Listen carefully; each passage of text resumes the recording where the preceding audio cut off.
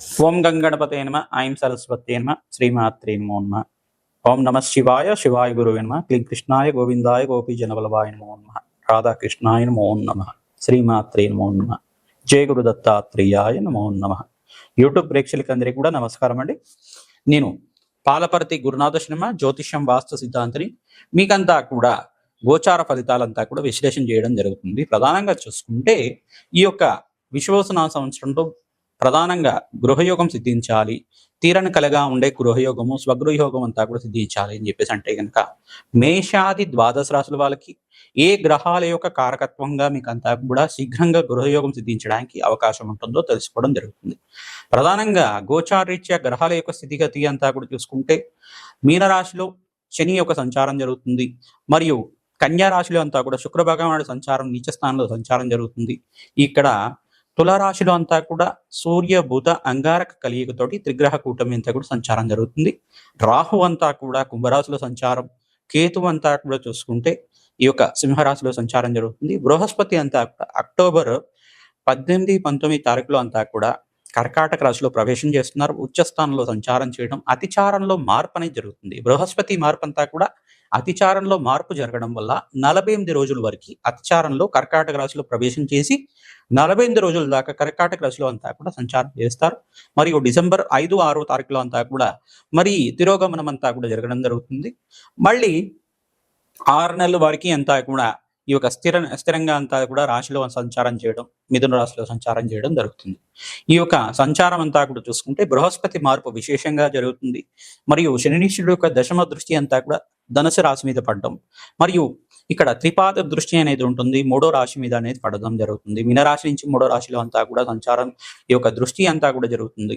ఈ యొక్క గ్రహాల యొక్క స్థితి అంతా కూడా ఈ రకంగా ఉంది. ప్రధానంగా చూసుకుంటే ఈ యొక్క స్థిర ఆస్తి, భూమి యోగం కానీ, ఈ యొక్క స్థిర ఐశ్వర్యం సిద్ధించడానికి, స్థిరంగా మీకంతా కూడా గృహయోగం సిద్ధించడానికి, తీరని కలగా ఉండే అందరికీ మానవులకంతా కూడా తీరని కలగా మంచి స్వగృహంలో నివాసంగా ఉండాలి, మంచి సొంతిల్లు అనేది ఉండాలి. సొంతిల్లు ఎప్పుడు లభిస్తుంది, ఏ దశలో లభిస్తుంది అనేది తెలుసుకోవడం జరుగుతుంది. లగ్న ప్రకారంగా చూసుకుంటే లగ్న చక్రవశాత్తు ఈ యొక్క జాతకాన్ని పరిశీలన చేసుకోవడం జరుగుతుంది. మిథున రాశి జాతకులకి గోచార రీత్యా మీకు స్వగృహం సిద్ధించడానికి ఎటువంటి పరిష్కారాలు ఆచరించాలో తెలుసుకుంటాం. మిథున రాశి జాతకులు చూసుకుంటే మిథున రాశి తెలిస్తే కనుక రాశి ప్రకారంగా చూసుకుంటే, లగ్నం తెలిస్తే కనుక లగ్న ప్రకారంగా, మిథున లగ్న జాతకులు కానీ మిథున రాశి జాతకులు కానీ చూసుకుంటే కనుక మీకు స్వగృహయోగం సిద్ధించడానికి చతుర్థ దశమాధిపతులు, నామస్థానాధిపతులు యోగకరంగా ఉండాలి. మరియు ఇక్కడ షష్టమ స్థానంలో పాపగ్రహాల యొక్క కలత్రం లేకుండా ఉండాలి, కలయిక లేకుండా ఉండాలి. ఇటువంటి ప్రభావం అంతా కూడా చూసుకోవాల్సి ఉంటుంది. ప్రధానంగా చూసుకుంటే ఇక్కడ చతుర్థ స్థానం అంతా కూడా కేంద్రంగా చెప్పుకోవడం వల్ల మిథున రాశి జాతకులకి చతుర్థ స్థానం స్వరాశి అయిన ఇక్కడ కన్యా రాశి అవుతుంది. బుధుడు యొక్కరంగా ఉండాలి, శుక్రుడు యొక్కరంగా ఉండాలి, శనీశ్వరుడు యొక్కరంగా ఉండాలి. ఇక్కడ అంగారకుడు కూడా బలంగా ఉండాలి, నీచ స్థానాల్లో లేకుండా ఉండాలి. భూమి కారకుడు అంతా కూడా అంగారకుడు యొక్కరంగా ఉంటే కనుక భూసంపద, ధనయోగము, స్థిరైశ్వర్యము, స్థిర ఆస్తి లభించడానికి నవమాధిపతి కూడా యోగకరంగా ఉండాలి. పూర్వీకుల నుంచి వచ్చే స్థిరాస్తి లభించడానికి, తండ్రి సంబంధమైన వ్యాపారాలు లభించడానికి కానీ, తండ్రి తరపున మీకు ఏమైనా స్థిర ఆస్తి కానీ గృహయోగం అంతా కూడా సిద్ధించడానికి మధ్య వయసులో అంతా కూడా ఆస్కారం ఉంటుంది. ప్రధానంగా మిథున రాశి జాతకులకి విష్ణు సహస్రనామ పఠనం అంతా కూడా చేసుకోవడం, లక్ష్మీ నరసింహస్వామి కళ్యాణం ఆచరించడం, లక్ష్మీ నరసింహస్వామిని కులదైవంగా ఆచరణ చేయడం వల్ల శీఘ్రంగా మీకు స్వగృహయోగాలు సిద్ధిస్తాయి. భూసంబంధమైన వ్యాపారాలు చేసుకున్న కలిసి వస్తుంది. ఆరోగ్యవంతమైన జీవితం జీవించడానికి ఆస్కారం ఉంటుంది. ప్రతినిత్యం కూడా మీరు మహాలక్ష్మీదేవి ఆరాధన విశేషంగా చేసుకుంటూ ఉండాలి. మణిదీపేశ్వరి వర్ణన అంతా కూడా ప్రతినిత్యం కూడా తాత్పర్యంలాగా, ప్రవచనాలలాగా వింటూ ఉండడం. ఓం హ్రీం మణిదీపేశ్వర్యే నమః, ఓం హ్రీం మణిదీపేశ్వర్యే నమః, ఓం హ్రీం మణిదీపేశ్వర్యే నమః, ఓం హ్రీం మణిదీపేశ్వర్యే నమః అనే నామాన్ని ప్రతినిత్యం కూడా చదువుకోవడం వల్ల, ప్రతినిత్యం కూడా మణిదీపేశ్వరి వర్ణన చదువుకోవడం వల్ల అతి శీఘ్రంగా మీకంతా కూడా స్వగృహయోగం సిద్ధించడానికి భూ సంబంధమైన కష్టాలు కానీ, గృహ సంబంధమైన కష్టాలు కానీ, ఆర్థిక రుణ బాధలు కానీ, ఫైనాన్షియల్ బిజినెస్లో మీకు లాభ నష్టాలు కానీ జరుగుతున్నా కానీ జాతకరీత్యా చతుర్థ పంచమ స్థానాధిపతి, నవమాధిపతి, దశమాధిపతి యొక్కరంగా ఉండాలి. ఈ యొక్క స్థానాల్లో అంతా కూడా చూసుకోవాలి. లగ్నవశాత్ కానీ, రాశి చక్రవశాత్ కానీ ఈ యొక్క స్థానాలు చూసుకొని, ప్రధానంగా ఒక్కరి జాతకం మీదే అంతా కూడా మీరు చూసుకోవడానికి కాదు, భార్యాభర్తల యొక్క జాతకం కూడా ఇద్దరికి కంపారిజన్ చేసుకొని ఎవరిది అదృష్టం బాగుంది వాళ్ళ రకంగా కూడా వెళ్ళొచ్చు. ఈ యొక్క అదృష్టం అంతా కూడా సిద్ధించడానికి ఆస్కారం ఉంటుంది. ఈ యొక్క దంపతుల యొక్క జాతకాలు చూసుకోవడం వల్ల ఎవరికి యోగం సిద్ధిస్తుంది, ఇద్దరు యోగాల్లో కూడా ఏ దశ నడుస్తుంది, అసలు యోగనాథుడు ఏం చెప్తున్నాడు, ఎటువంటి అంతా కూడా యోగ కారకత్వం ఏ రకంగా వస్తుంది, మరియు దశానాథుడు ఏ రకంగా చెప్తున్నాడు, ఇటువంటి విశ్లేషణ అంతా కూడా కులంకుషంగా చర్చించుకొని అంతా కూడా విశ్లేషణ చేసుకోవడం జరుగుతుంది. మరియు మీరు వరాహస్వామి ఆరాధన, ప్రధానంగా భూవరాహస్వామి చరిత్రనంతా కూడా పఠనం చేసుకోవడం, ఆ భూవరాహస్వామి అంతా కూడా భూమాతని ఏ రకంగా రక్షించారు అటువంటి చరిత్ర అంతా కూడా పఠనం చేసుకోవడం వల్ల అతి శీఘ్రంగా భూసంపన్నమైన లాభాలు గణించడానికి ఆస్కారం ఉంటుంది. మంచి భూమిని అంతా కూడా కొనుక్కొని యోగం అంతా కూడా సిద్ధిస్తుంది. అంగారకుడు ప్రీతికరంగా ఈ యొక్క మిథున రాశి జాతకులు కందిపప్పును దానం చేసుకోవడం, శుక్రుడి ప్రీతికరంగా బొబ్బర్రు దానం చేస్తూ ఉండాలి. తరచుగా చేసుకోవడం వల్ల శీఘ్రంగా భోగభాగ్యమైన జీవితము, రాజ్య సంపదలంతా కూడా సంపాదించడానికి ఆస్కారం ఉంటుంది. రాజ్య సంపదలంతా కూడా సంపాదించడానికి యోగకరంగా మీకంతా కూడా శక్తి లభిస్తుంది. మహాలక్ష్మీదేవి ఆరాధన చాలా విశేషంగా చేస్తూ ఉండాలి. లక్ష్మీ కుబేర శాంతి హోమాది కార్యక్రమాలు ఆచరించడం, రాజశ్యామల యజ్ఞాది కృతులు, విశేషమైన హోమాది కార్యక్రమాలంతా కూడా ఆచరించుకోవడం వల్ల మంచి ఫలితాలు పొందడానికి ఆస్కారం ఉంటుంది. ప్రతినిత్యం కూడా దత్తాత్రేయ స్వామి వారి ఆరాధన విశేషంగా చేసుకోవాలి. సుబ్రహ్మణ్య శాంతి హోమాది కార్యక్రమాలు ఆచరించుకోవాలి. సుబ్రహ్మణ్య స్వామి యొక్క చరిత్ర పత్నిని అంతా కూడా చేసుకోవడం, స్కందోత్పత్తి అనే చరిత్ర ఉంటుంది. స్కందోత్పత్తిని అంతా కూడా ప్రతినిత్యం కూడా పారాయణం లాగా చేసుకోవడం, ప్రవచనాలు వింటూ ఉండడం, ప్రవచనాల లాగా చరిత్రనంతా కూడా పారాయణం చేసుకోవడం.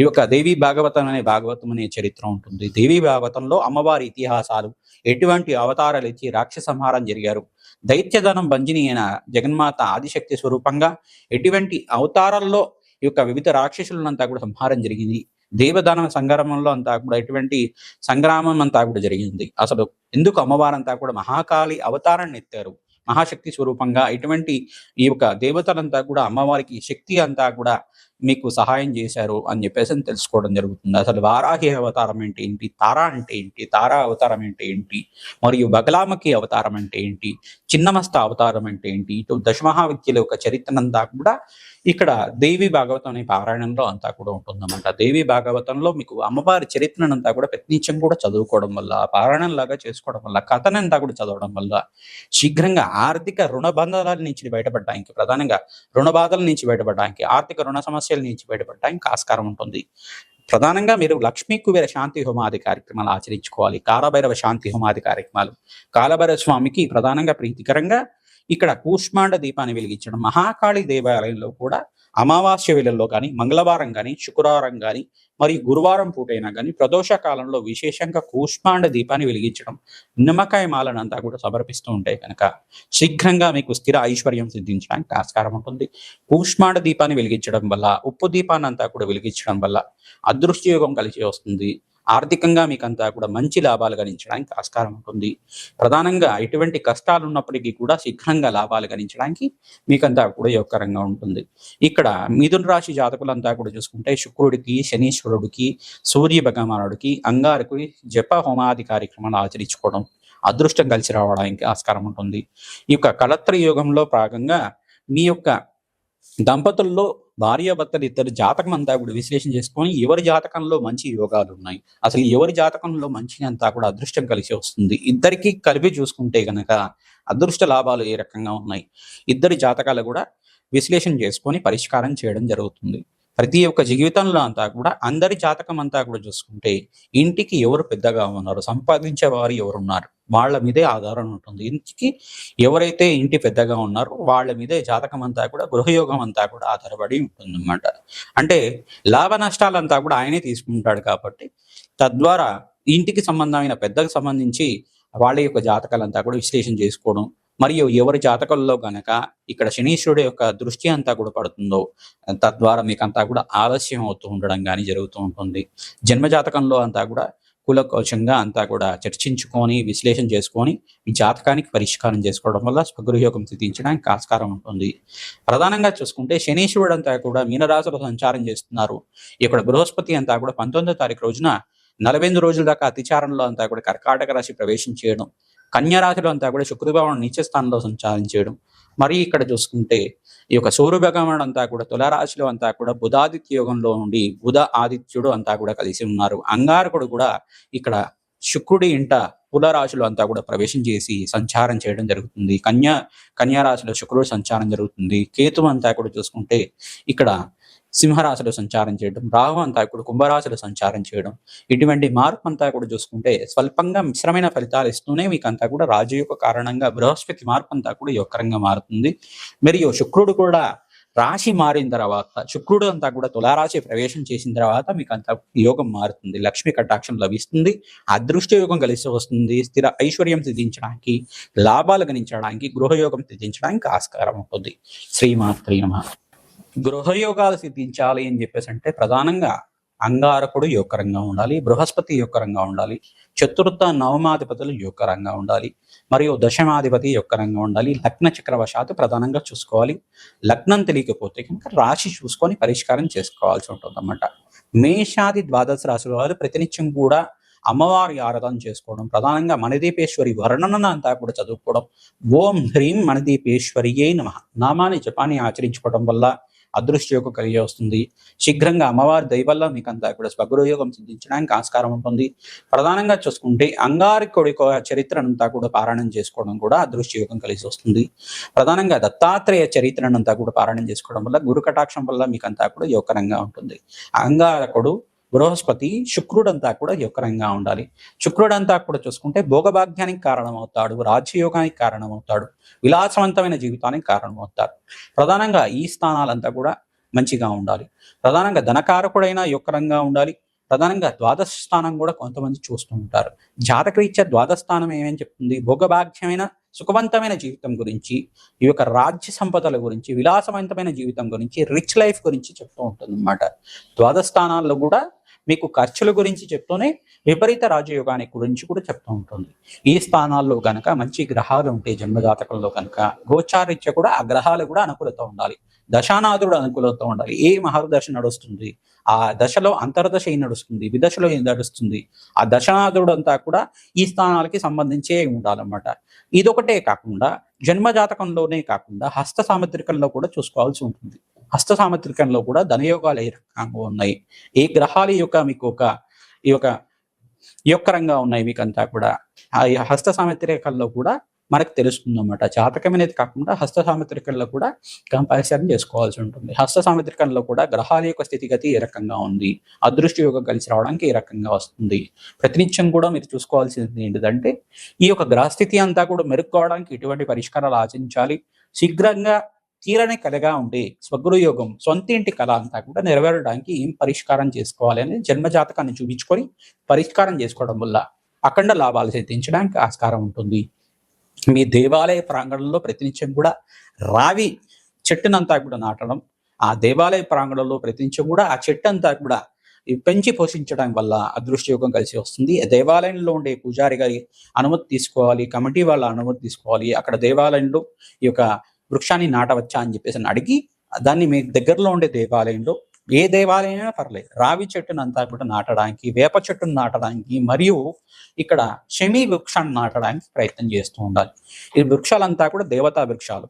దేవతా వృక్షాలను నాటడం వల్ల అదృష్టయోగం కలిసి వస్తుంది, అఖండ లాభాలు సిద్ధించడానికి ఆస్కారం ఉంటుంది. ఎవరైతే కనుక ఈ దేవతా వృక్షాలకి ప్రతినిత్యం కూడా పూజ చేస్తూ ఉంటారో మీకంతా కూడా అఖండ లాభాలు సిద్ధించడానికి, ఆకస్మిక ధన లాభం కలగడానికి, అదృష్టయోగం కలగడానికి, ప్రధానంగా వంశాభివృద్ధి శీఘ్రంగా కలగడానికి, సంతాన యోగం సిద్ధించడానికి, గృహయోగం సిద్ధించడానికి ఆస్కారం ఉంటుంది. ప్రతినిత్యం కూడా భూవరాహ స్వామి చరిత్రని పారాయణం చేసుకోవాలి. మణిదీపేశ్వరి వర్ణనంతా కూడా పారాయణం చేసుకోవడం. ఓం హ్రీం మణిదీపేశ్వరియే నమః, ఓం హ్రీం మణిదీపేశ్వరియే నమః నామాన్ని జపాన్ని ఆచరించుకోవడం అదృష్టయోగానికి కలిసి వస్తుంది. మేషాది ద్వాదశ రాశి వాళ్ళు ఈ పరిష్కారాన్ని ఆచరించండి. మీకంతా కూడా ఆకస్మిక ధనలాభం, ధనయోగం సిద్ధించడానికి ఆస్కారం ఉంటుంది. ప్రధానంగా చూసుకుంటే చతుర్థ పంచమాధిపతులు యొక్కరంగా ఉండాలి, చతుర్థ నవమాధిపతులు, దశమాధిపతులు యొక్కరంగా ఉండాలి. చతుర్థంలో కానీ నవమంలో కానీ పాపగ్రహాలు ఉండకూడదు. ఇటువంటి పరిష్కారం అంతా కూడా చూసుకోవాలి. మీ యొక్క జన్మజాతకాన్ని అంతా కూడా జ్యోతిష పండితులతోటి విశ్లేషణ చేసుకొని తగు పరిష్కారం చేసుకోవడం వల్ల జప హోమాది కార్యక్రమాలు, దాన హోమాది కార్యక్రమాలు, తంత్రము, మంత్రము, యంత్రంతో మీకు అంతా కూడా పరిష్కారం చూపించడం జరుగుతుంది. అదృష్టయోగం కలిసి వస్తుంది. ప్రధానంగా భూ సంబంధమైన లాభ నష్టాలు కానీ ఏమైనా జరుగుతున్నా, ఆర్థిక సమస్యలు ఉన్నా, కోర్టు కేసులు కానీ ఉన్నా కానీ దానికంతా కూడా ఈ యొక్క జప హోమాది కార్యక్రమాలతోటి మీకు విశ్లేషణ చేసి పరిష్కారం చెప్పడం జరుగుతుంది. ఆర్థిక సమస్యల నుంచి బయటపడడానికి మణిదీపేశ్వరి వర్ణన ఈ యొక్క దేవీ భాగవతం చరిత్ర పారాయణం చేసుకోవడం వల్ల కష్టాల నుంచి బయటపడుతూ ఉంటారు. మణిదీపేశ్వరి వర్ణన అంతా కూడా ప్రవచనాల్లాగా ఉంటాయి. ఆ ప్రవచనాలంతా కూడా వినడం వల్ల మీకు అదృష్టి యొక్క కలిసి వస్తుంది. మణిదీపేశ్వరి భువనేశ్వరి రూపంలో ఏ రకంగా స్థిర నివాసంగా ఉంటుంది, మీకంతా కూడా ఏ దేవతలంతా కూడా మణిదీపేశ్వరి యొక్క పీఠంలో అంతా కూడా ఉంటారు. మీకంతా కూడా వర్ణన చదువుకోవడం వల్ల ఆకస్మిక లాభం ధనయోగం సిద్ధించడానికి ఆస్కారం ఉంటుంది.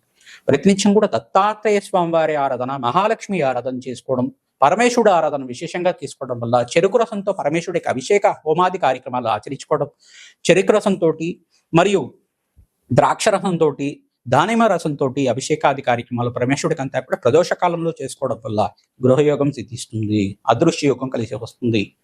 ఆవు పాలతో చేసిన పెరుగన్నంతో హోమాది కార్యక్రమాలు శ్రీసూక్త విధానంగా చేసుకోవడం వల్ల శీఘ్రంగా గృహయోగం సిద్ధిస్తుంది, అష్టేశ్వర ప్రాప్తి కలుగుతుంది. ప్రతినిత్యం కూడా మంగళవారం, గురువారం, శుక్రవారం రోజున మహాలక్ష్మీదేవి ఆరాధన చేయడం, ఖడ్గమాల స్తోత్ర పఠనం చేసుకోవడం మరియు ఆవు పాలు చేసిన బెల్లం పరవాణాన్ని నివేదన చేయడం వల్ల గృహయోగం సిద్ధిస్తుంది, అదృష్టమైన గురు కటాక్షం లభిస్తుంది. మీకంతా కూడా మహాలక్ష్మి అనుగ్రహం వల్ల స్థిరలక్ష్మి స్థిర నివాసంగా ఉంటుంది. మహాలక్ష్మి స్థిర నివాసంగా ఉండడానికి పరిష్కారం అంతా కూడా యొక్కరంగా ఉంటుంది. తామర పూలతోటి, మల్లె పూలతోటి, తులసి మాలతోటి ఈ యొక్క మహాలక్ష్మి ఆరాధన అంతా కూడా విశేషంగా చేసుకుంటూ ఉండాలి. అఖండమైన లక్ష్మీ కటాక్షం లభిస్తూ ఉంటుంది. శ్రీమాత్రేమ.